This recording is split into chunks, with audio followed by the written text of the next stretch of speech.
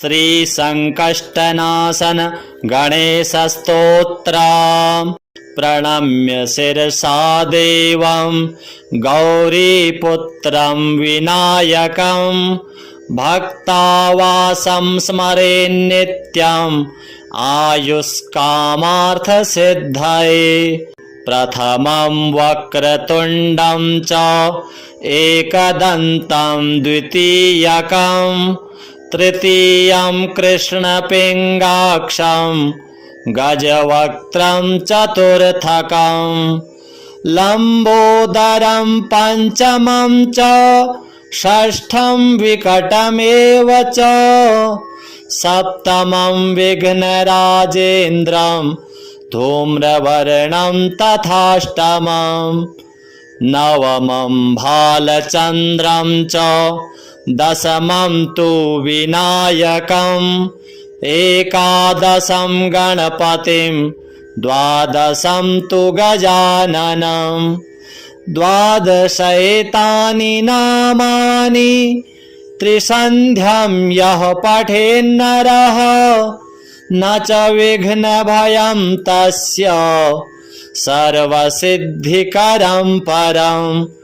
विद्यार्थी लभते विद्यां धनार्थी लभते धनं पुत्रार्थी लभते पुत्रान् मोक्षार्थी लभते गतिं। जपेद गणपतिस्तोत्रं षड्भिर्मासैः फलं लभेत् संवत्सरेण सिद्धिं च लभते नात्र संशयः। अष्टभ्यो ब्राह्मणेभ्यश्च लिखित्वा यः समर्पयेत् तस्य विद्या भवेत् सर्वा गणेशस्य प्रसादतः। प्रणम्य शिरसा देवं गौरीपुत्रं विनायकं भक्तावासं स्मरेन्नित्यम् आयुष्कामार्थसिद्धये। प्रथमं वक्रतुण्डं च एकदन्तं द्वितीयकं तृतीयं कृष्णपिङ्गाक्षं गजवक्त्रं चतुर्थकं लम्बोदरं पञ्चमं च षष्ठं विकटमेव च सप्तमं विघ्नराजेन्द्रं धूम्रवर्णं तथाष्टमं नवमं भालचन्द्रं च दशमं तु विनायकम् एकादशं गणपतिं द्वादशं तु गजाननं द्वादशैतानि नामानि त्रिसन्ध्यं यः पठेन्नरः न च विघ्नभयं तस्य सर्वसिद्धिकरं परं। विद्यार्थी लभते विद्यां धनार्थी लभते धनं पुत्रार्थी लभते पुत्रान् मोक्षार्थी लभते गतिं। जपेद गणपतिस्तोत्रं षड्भिर्मासैः फलं लभेत् संवत्सरेण सिद्धिं च लभते नात्र संशयः। अष्टभ्यो ब्राह्मणेभ्यश्च लिखित्वा यः समर्पयेत् तस्य विद्या भवेत् सर्वा गणेशस्य प्रसादतः। प्रणम्य शिरसा देवं गौरीपुत्रं विनायकं भक्तावासं स्मरेन्नित्यम् आयुष्कामार्थसिद्धये। प्रथमं वक्रतुण्डं च एकदन्तं द्वितीयकं तृतीयं कृष्णपिङ्गाक्षं गजवक्त्रं चतुर्थकं लम्बोदरं पञ्चमं च षष्ठं विकटमेव च सप्तमं विघ्नराजेन्द्रं धूम्रवर्णं तथाष्टमं नवमं भालचन्द्रं च दशमं तु विनायकम् एकादशं गणपतिं द्वादशं तु गजाननं द्वादशैतानि नामानि त्रिसन्ध्यं यः पठेन्नरः न च विघ्नभयं तस्य सर्वसिद्धिकरं परं विद्यार्थी लभते विद्यां धनार्थी लभते धनं पुत्रार्थी लभते पुत्रान् मोक्षार्थी लभते गतिं जपेद गणपतिस्तोत्रं षड्भिर्मासैः फलं लभेत् संवत्सरेण सिद्धिं च लभते नात्र संशयः अष्टभ्यो ब्राह्मणेभ्यश्च लिखित्वा यः समर्पयेत् तस्य विद्या भवेत् सर्वा गणेशस्य प्रसादतः प्रणम्य शिरसा देवं गौरीपुत्रं विनायकं भक्तावासं स्मरेन्नित्यम् आयुष्कामार्थसिद्धये प्रथमं वक्रतुण्डं च एकदन्तं द्वितीयकं तृतीयं कृष्णपिङ्गाक्षं गजवक्त्रं चतुर्थकं लम्बोदरं पञ्चमं च षष्ठं विकटमेव च सप्तमं विघ्नराजेन्द्रं धूम्रवर्णं तथाष्टमं नवमं भालचन्द्रं च दशमं तु विनायकम् एकादशं गणपतिं द्वादशं तु गजाननं द्वादशैतानि नामानि त्रिसन्ध्यं यः पठेन्नरः न च विघ्नभयं तस्य सर्वसिद्धिकरं परं विद्यार्थी लभते विद्यां धनार्थी लभते धनं पुत्रार्थी लभते पुत्रान् मोक्षार्थी लभते गतिं जपेद गणपतिस्तोत्रं षड्भिर्मासैः फलं लभेत् संवत्सरेण सिद्धिं च लभते नात्र संशयः अष्टभ्यो ब्राह्मणेभ्यश्च लिखित्वा यः समर्पयेत् तस्य विद्या भवेत् सर्वा गणेशस्य प्रसादतः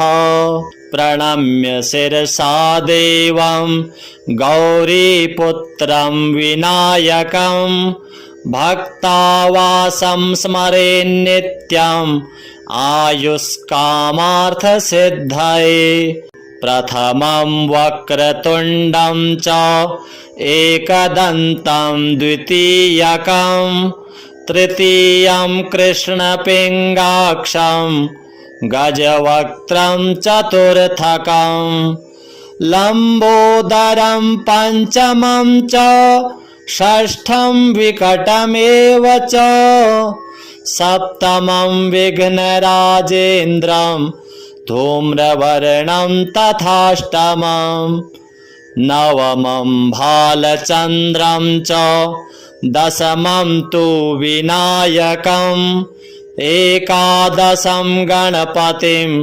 द्वादशं तु गजाननं द्वादशैतानि नामानि त्रिसन्ध्यं यः पठेन्नरः न च विघ्नभयं तस्य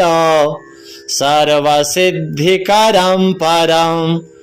विद्यार्थी लभते विद्यां धनार्थी लभते धनं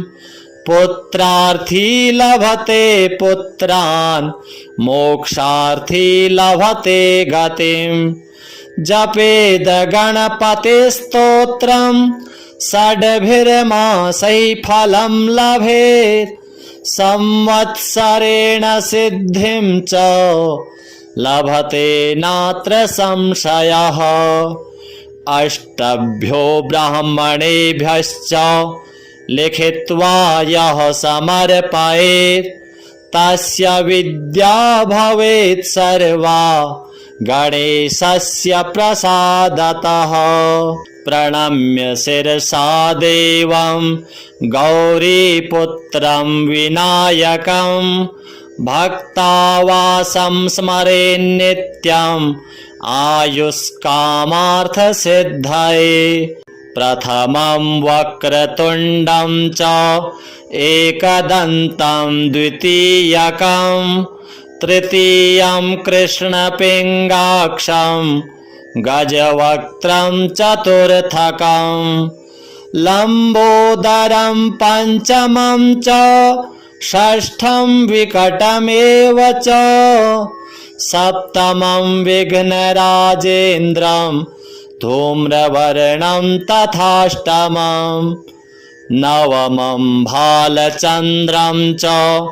दशमं तु विनायकम् एकादशं गणपतिं द्वादशं तु गजाननं द्वादशैतानि नामानि त्रिसन्ध्यं यः पठेन्नरः न च विघ्नभयं तस्य सर्वसिद्धिकरं परं विद्यार्थी लभते विद्यां धनार्थी लभते धनं पुत्रार्थी लभते पुत्रान् मोक्षार्थी लभते गतिं जपेद गणपतिस्तोत्रं षड्भिर्मासैः फलं लभेत् संवत्सरेण सिद्धिं च लभते नात्र संशयः अष्टभ्यो ब्राह्मणेभ्यश्च लिखित्वा यः समर्पयेत् तस्य विद्या भवेत् सर्वा गणेशस्य प्रसादतः प्रणम्य शिरसा देवं गौरीपुत्रं विनायकं भक्तावासं स्मरेन्नित्यम् आयुष्कामार्थसिद्धये प्रथमं वक्रतुण्डं च एकदन्तं द्वितीयकं तृतीयं कृष्णपिङ्गाक्षं गजवक्त्रं चतुर्थकं लम्बोदरं पञ्चमं च षष्ठं विकटमेव च सप्तमं विघ्नराजेन्द्रं धूम्रवर्णं तथाष्टमं नवमं भालचन्द्रं च दशमं तु विनायकम् एकादशं गणपतिं द्वादशं तु गजाननं द्वादशैतानि नामानि त्रिसन्ध्यं यः पठेन्नरः न च विघ्नभयं तस्य सर्वसिद्धिकरं परं विद्यार्थी लभते विद्यां धनार्थी लभते धनं पुत्रार्थी लभते पुत्रान् मोक्षार्थी लभते गतिं जपेद गणपतिस्तोत्रं षड्भिर्मासैः फलं लभेत् संवत्सरेण सिद्धिं च लभते नात्र संशयः अष्टभ्यो ब्राह्मणेभ्यश्च लिखित्वा यः समर्पयेत् तस्य विद्या भवेत् सर्वा गणेशस्य प्रसादतः प्रणम्य शिरसा देवं गौरीपुत्रं विनायकं भक्तावासं स्मरेन्नित्यम् आयुष्कामार्थसिद्धये प्रथमं वक्रतुण्डं च एकदन्तं द्वितीयकं तृतीयं कृष्णपिङ्गाक्षं गजवक्त्रं चतुर्थकं लम्बोदरं पञ्चमं च षष्ठं विकटमेव च सप्तमं विघ्नराजेन्द्रं धूम्रवर्णं तथाष्टमं नवमं भालचन्द्रं च दशमं तु विनायकम् एकादशं गणपतिं द्वादशं तु गजाननं द्वादशैतानि नामानि त्रिसन्ध्यं यः पठेन्नरः न च विघ्नभयं तस्य सर्वसिद्धिकरं परं विद्यार्थी लभते विद्यां धनार्थी लभते धनं पुत्रार्थी लभते पुत्रान् मोक्षार्थी लभते गतिं जपेद गणपतिस्तोत्रं षड्भिर्मासैः फलं लभेत् संवत्सरेण सिद्धिं च लभते नात्र संशयः अष्टभ्यो ब्राह्मणेभ्यश्च लिखित्वा यः समर्पयेत् तस्य विद्या भवेत् सर्वा गणेशस्य प्रसादतः। श्रीगणेशार्पणमस्तु।